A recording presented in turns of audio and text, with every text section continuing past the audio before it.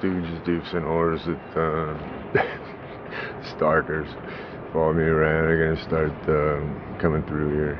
But basically what this comes down to is that, after 16 months, it's pretty easy to figure that they steal my mail.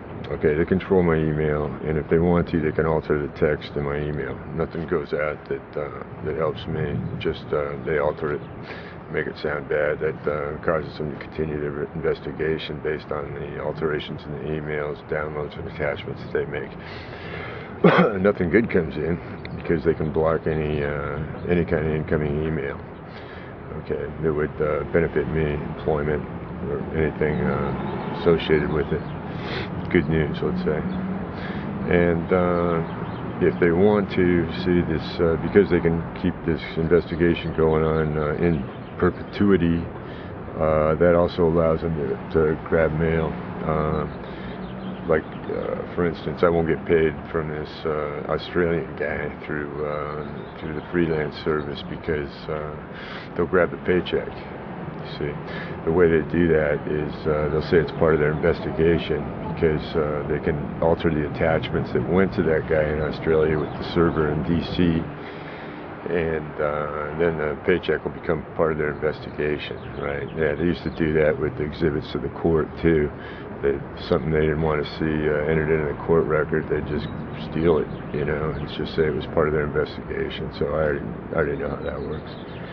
And that allows them to keep me on the street, and keep me on the street makes it easy to know where I am all the time. They can run stooges, dupes, and whores at me all day long, wherever I go. Library, coffee place, get something to eat, doesn't matter. They got something for every situation. And the same third stringers hang around, if I sit down at Starbucks or McDonald's or wherever it is, they crowd in around me and sit there, try to be annoying. And sometimes they try to steal my passwords, when I'm logging in or something like that, which is pretty easy to do. That'll allow them to get rid of any the video. The website's corrupted, I already know that. They can alter the text on the website. I've seen pictures on there that were blocked by a pop-up blocker that I didn't put there.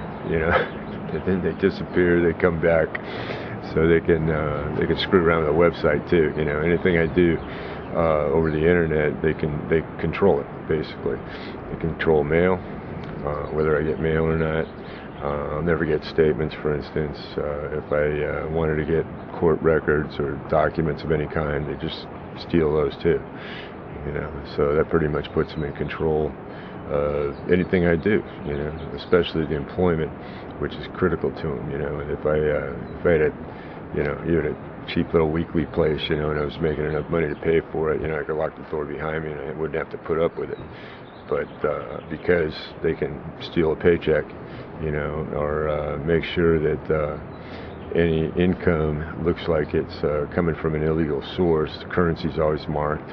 Even when I do, like weed pulling work, for instance, the currency looks like it's coming from an illegal source, which they can control that too. I mean, for all I know, some guy could, rob a bank, and they'll get the money, and then make sure that I'm walking around with some of the currency they've already identified as being part of some illegal activity.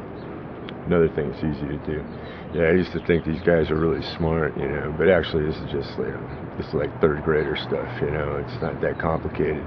Once you control our communications, mail, and you can make alterations, at will, and you can pretty much do whatever you want, and that's why I'm not in a big rush to go, try to find out if my paycheck came in for doing the rewrites, because I already know the guy's server's in DC. The whole thing was a setup. I got another guy now asking me for my email address, trying to go around the freelance service. So I'll send him emails which they can alter. I told him that no, I don't want to do that. I want to go through the private messaging board, which gives me some kind of protection against what goes out on my email, the attachments and whatnot, which I've sent to the guy as freelance writing, and I guess he doesn't like that too much. He's also an Australian guy with Australian guy with a P.O. box in Herndon, Virginia, which is right next to D.C. same as Roadrunner, which is controlling the internet service here. Also in Herndon, Virginia. So that's pretty much it. You know, I mean, with those tools available to them, they can starve me out. You know, make sure I never get paid. Make sure that any income that I do get from odd jobs or handouts or whatever looks incriminating to me. And the rest of the time, that just allows them to run these people at me, walk up to me, you know, shove their hand in their backpack across my path, you know, make a call to an illegal, somebody doing something illegal, you know, maybe in another country or something like that on their cell phone, which they got all that covered electronically as well, you know, anything in an entire neighborhood.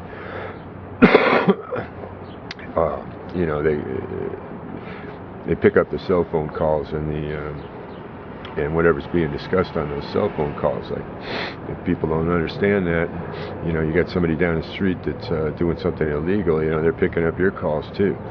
You know, they got listening devices, very sophisticated. They can be, you know, half mile away, you know, and they're picking up what I say right now.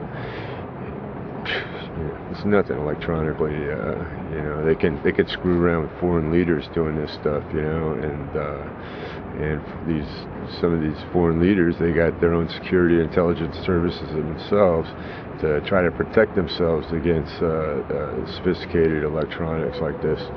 I don't, you know.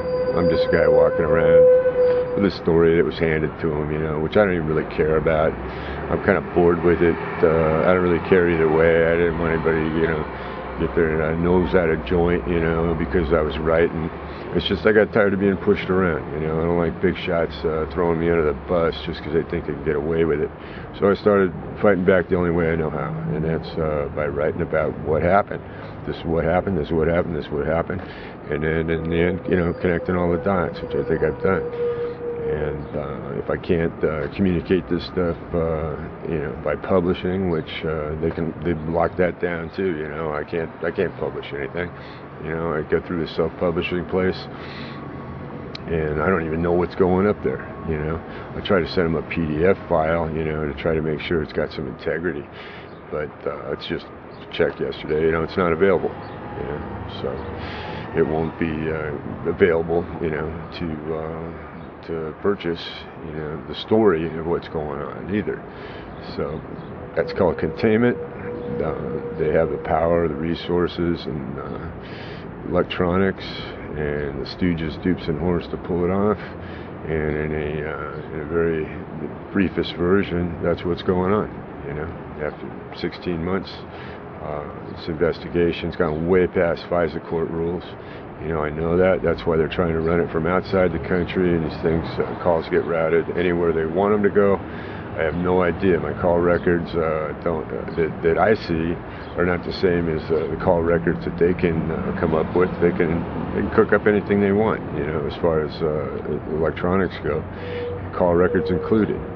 So my call records that I see, I try to put them on video so I can say, hey, here's my call records, and they look more or less accurate, even though I don't remember every call. And but they got a whole different set of call records. You know, it's child's play. You know, with the technical expertise that they have to do these sort of things.